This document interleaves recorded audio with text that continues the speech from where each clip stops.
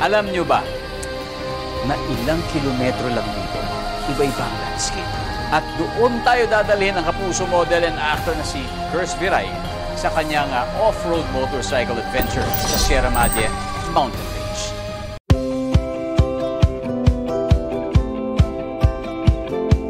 Excited na ako sa mission ko na explore yung Sierra Madre gamit tong dirt bike.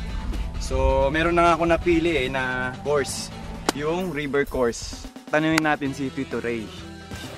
Si Tito Ray po yung may-ari ng Mountain Quest. Ayan. Tito Ray, ako nga pala si Curse Viray. Oy, Curse. Okay. First time mo lang bang mag dirt bike? Opo, first time. Kailangan mo lang mag-enroll sa off-road, Yes po. basic training para ma-enjoy mo yung dirt bike ride.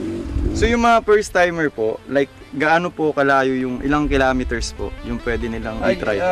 Usually, pagka river course, mga 14 kilometers back and forth. Okay, gets ko na, Tito Ray. Maraming salamat po. Okay. Sierra Madre, eto na ako. Pinaka-memorable part ko yung pagbaba namin na muntik pa akong matumba. Kasi doon ko malalaman na kulang pala ako sa balancing. Actually, mahirap kasi first time ko din. Galing ako sa big bike, so iba yung balance nung pagdadrive sa dirt bike sa big bike. Paano ako nakapag-adjust? Siguro isa na rin kasi nagmumotor ka na rin. So madali na rin maka-adapt. Sobrang na-enjoy ko talaga. Lalo na kasi mahilig ako sa nature talaga. So,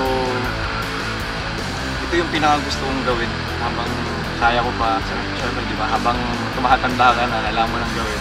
So, ito yung gusto ko talagang gawin. Kaya, sobrang nag-enjoy talaga. Gusto ko yun.